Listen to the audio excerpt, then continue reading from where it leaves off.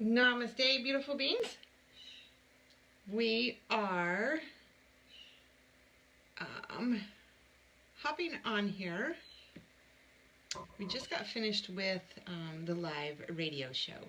And so now our guest on the show this morning was Dana Pharant. So if you give me just a second, I will invite her on so she can be live with us.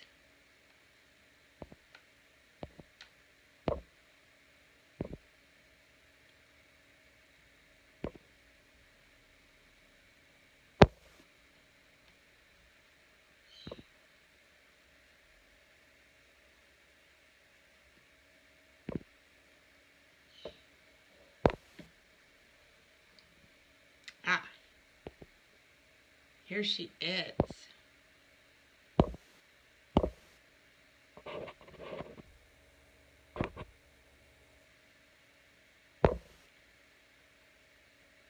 Yay!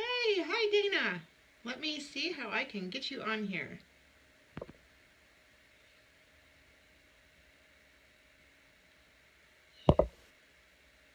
Okay, so Dana, you can request, send me a request. It should be, if you touch your screen, something should show up at the bottom, and you can send me a request to be on live.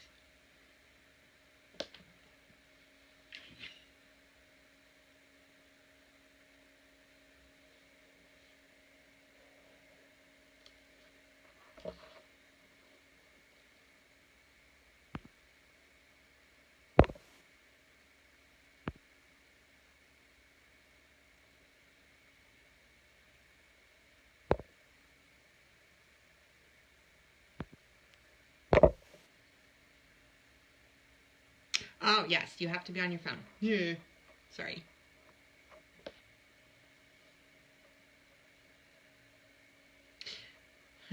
Eventually, I think we'll be able to do this all from our laptops. That would be amazing. Ha! Here you are. Add. Now, yay! Hi, Dana. Hi! Yay, we did it! So, note to self for later. It works when I do Must be. group instead of on my business page. Right. So now we are in the know. We are figuring out the technology. It's always changing, right? It is So. awesome. Yes. So for those of you who are new to watching this and to tuning in to the Divine Wealth Awakening show, every Friday I host the radio show live on the BBM Global Network and TuneIn Radio.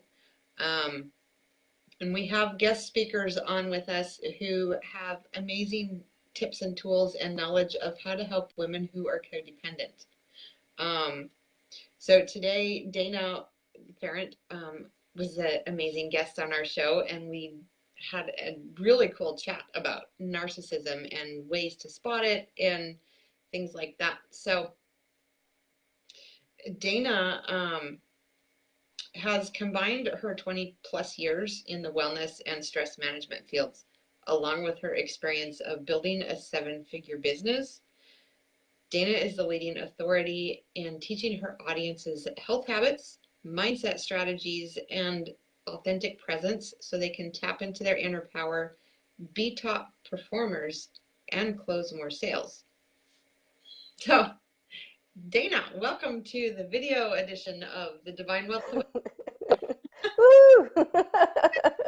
Yeah, we tried to do this a little earlier and had some technology issues. I'm just getting set up because I didn't have anything to hold on to this, so I may be shaky today. So It's all yeah. Very cool. So, with Dana, can you shed some light on like what is narcissism? I know we've been hearing a lot about it over the media, and you can go through Facebook and it seems to be popping up everywhere, and it's deemed as a really bad, terrible thing. Can you shed some light on that for us? Yeah. You know, it's interesting. People are really getting to be much more aware. And as I said on the radio show, is I think much more people are aware because we have Trump in office, in the US. So he is shining a huge light, a big spotlight on what a narcissist is because he is a classic narcissist. He's a grandiose narcissist. And so, what is a narcissist? And basically, what it comes down to is that a narcissist is somebody who their underlying sole intention is to feed off of your energy, positive or negative, your emotional energy is what they feed off of. So whether you are adoring them or you are hating them or you're mad at them or you're upset or you've been irritated, they're feeding.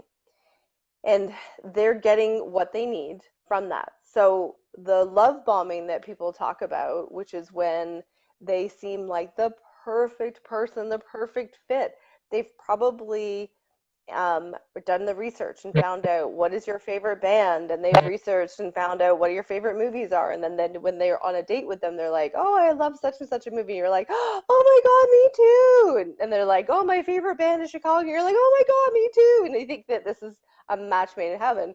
And really all it is they've just logistically researched you, found out what you like, and they pretend to be that person so that you can be hooked in. And once you're hooked in, then if they're once you're hooked in really, really good, then they'll flip over to the easier way to extract energy from you, which is to use and abuse and manipulate you. So I think when people understand what the underlying piece is as to why they do what they do, then it's a lot easier to understand all the behaviors and to stop believing that they actually mean anything that comes out of their mouth because I mean they may believe it, but it's not really true. Right? Well, um, through my research and studies, it's like women who are codependent are highly intuitive. They're often empathic, sensitive, psychic, clairvoyant. They have a lot of energetic gifts. And for those of us who fall into that category, um, believing that somebody could actually say the things that come out of their mouth and do the things that they do, it's mind blowing. It is. Yeah, it's And that's what trips people up. Sorry, I can't have trouble getting comfortable here. So um, that's what trips people up is they want to believe that everyone else is like them, in which, it's like people often say it was like, well, everybody has some good in them. I don't actually believe that. I think there are people who are inherently what we would classify as evil.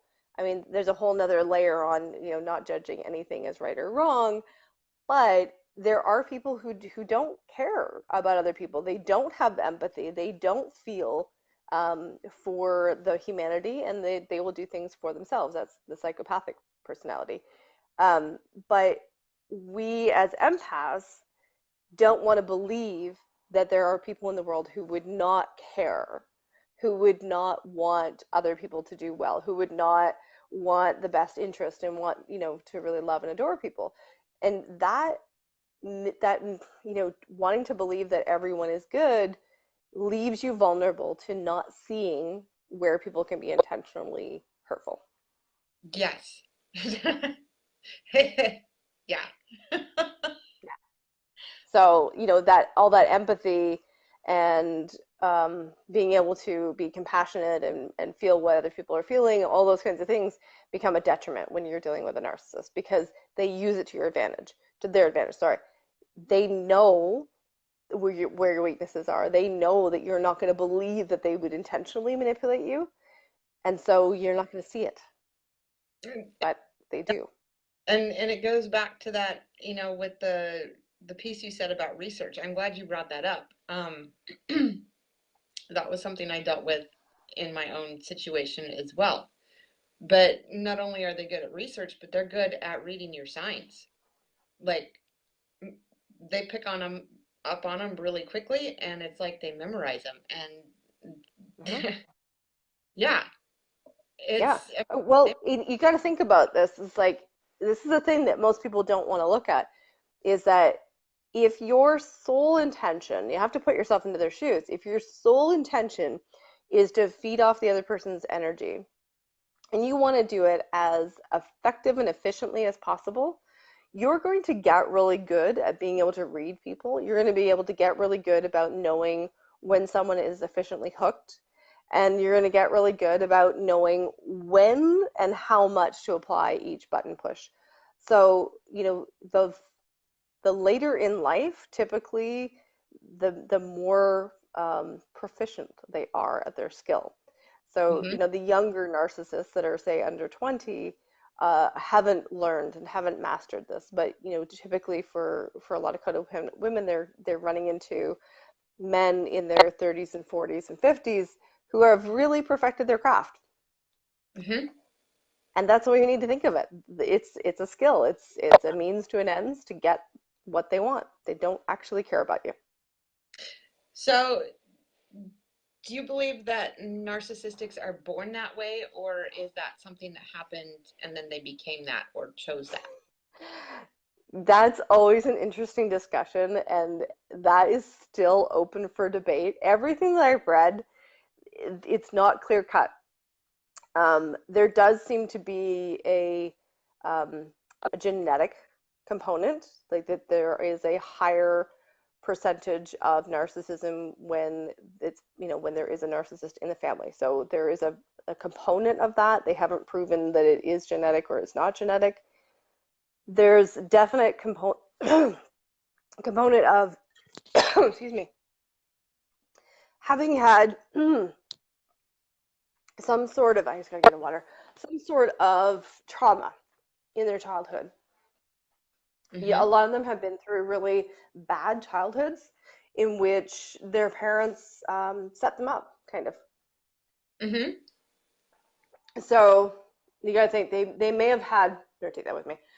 They may have had situations where they were they're often abused, and then combined with um, so they're abused, but then they're also praised for one thing. So let's say they were praised for being good at sports, or they were praised for being good at school.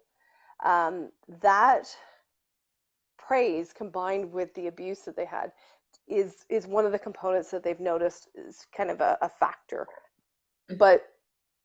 But then there's other people who go through that same thing and don't become narcissists. So I think there's got to be a combination. I think there's got to be like that perfect storm of all the factors in order to create the person that is willing to do all of these things. My Yeah, yeah. Yeah. And it's kind of like if you do research on codependency as well, it's most of what you will find is that codependent people came from childhoods where one of the parents was an alcoholic. Um, Neither one of my parents were alcoholic. We didn't ever even, it was a really religious home. We didn't have alcohol in the house, on the property. I mean, it was an evil thing. It was not there. um, Well, and did your parents do religion as an addiction? Absolutely. Right. So it doesn't have to be alcohol. It can be any kind of addiction. Yeah. Yeah. So I probably the same with narcissism too. It doesn't have to actually be children that come from alcoholic abusive growing ups. It could be other factors as well. Yeah. That's just, from what I've been able to find. And again, like it's a little bit of a challenging thing to study because narcissists do not go for therapy, right? No. So they're perfect. There's nothing wrong with them. They, like, honestly, like in their mind, there is nothing wrong with them. They wouldn't ever. So the only times that they end up in any kind of counseling situation is if it is court ordered. It's mandated. Then they might. But even then, I mean, like there's nothing wrong with them. So they're going to go for their mandatory sessions and then they're not really going to get anything out of it. They're not going to change because there's nothing wrong with them. Well, and um, in my own situation, he did seek out counseling, but it wasn't It wasn't to help himself. Right. It was for validation that he was right.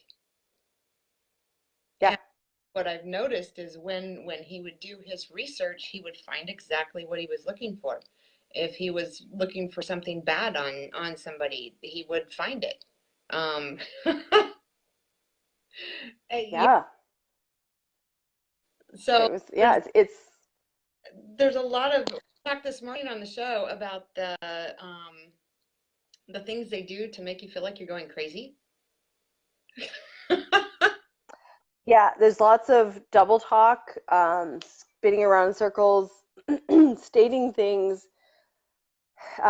stating things as if they are true when they're not. And for most of them, they really believe what comes out of their mouth. So the reason they're able to state it with such conviction is because they do believe it. So so it seems, it's like, oh my god, that sounds so true. Like they're so confident about that, that must be true. And again, it comes back around to, as empaths, we wouldn't lie about something. We wouldn't think about, oh, here, let me mislead somebody so that I get what I want. Like that just doesn't go through our head. So when somebody presents in a way that is so confident and sure of themselves, we figure, oh my god, they must be telling the truth. That must be the truth. And that's what gets in your brain. That's what really trips us up, is that when you refuse to drop back into what you know, your intuition, your inner peace, if you refuse to follow that as opposed to the outward signs, you're going to get sucked in. So you need to have that constant come back around to, like, well, how does this feel? Because I know for me with my ex, it was always like this, like, and that sounds really logical, but it doesn't feel right. And but it's like, but they were so confident in it, so they must be right. I must be wrong. And it wasn't until later that I could really see the whole dance. The only reason I left is because it was just crazy making. I'm like, we are coming back around to this all the time, and I was getting to the place where I was ready to kill myself because it just wasn't working for me anymore. I was so depressed, that I had to get out. I had to.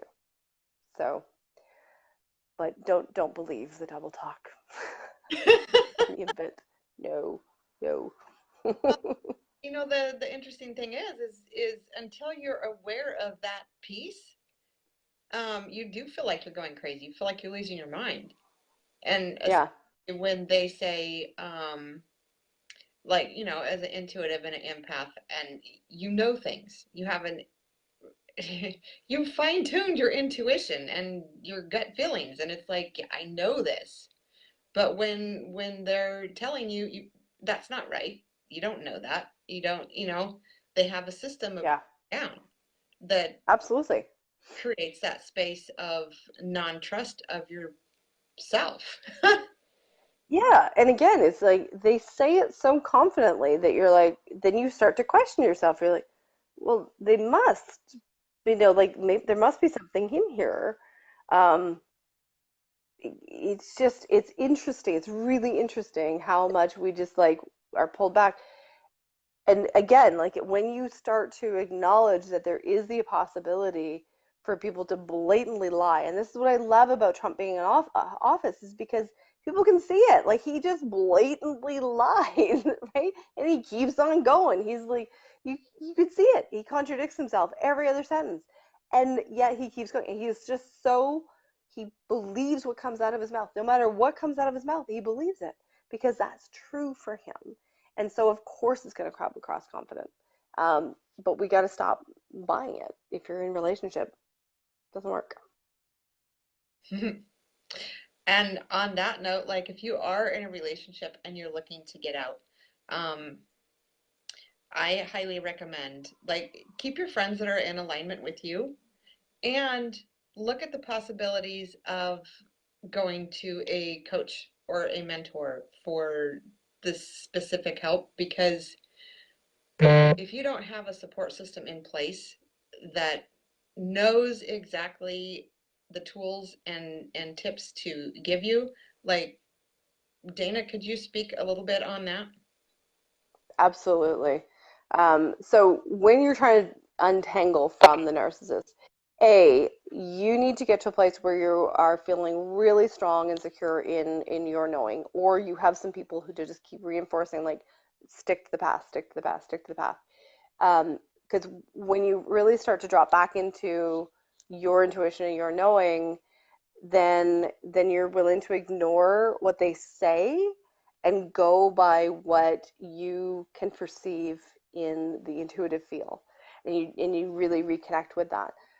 So that's a process. And the other thing that's makes it challenging is that they will step up their antics. They will make it um, more manipulation, stronger. Trying to pushing all of your buttons. Um, I remember my ex, when he really got that I was this time I was leaving. I was like, I'm walking out.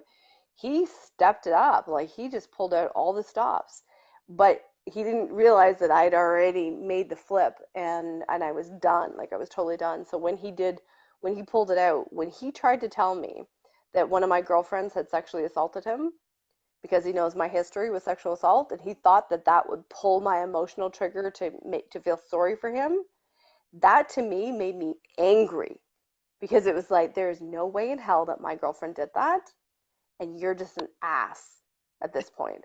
So that just like cut it. I was done. I'm so grateful that he did that, because it was just like, we are so done. Like, I've made the right decision.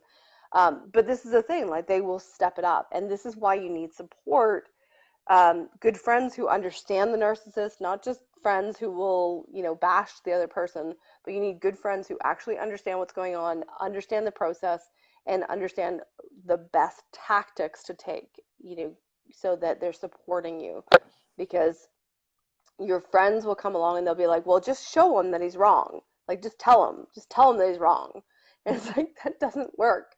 You need no contact. Don't tell them. Don't reinforce it. You so badly want to tell them this is why you're wrong, but it doesn't help ever. So that's where it's having somebody who can help you to detangle from that emotion of it, and then go back to being, just taking the action that you need to take without being all riled up in the emotion, is critical.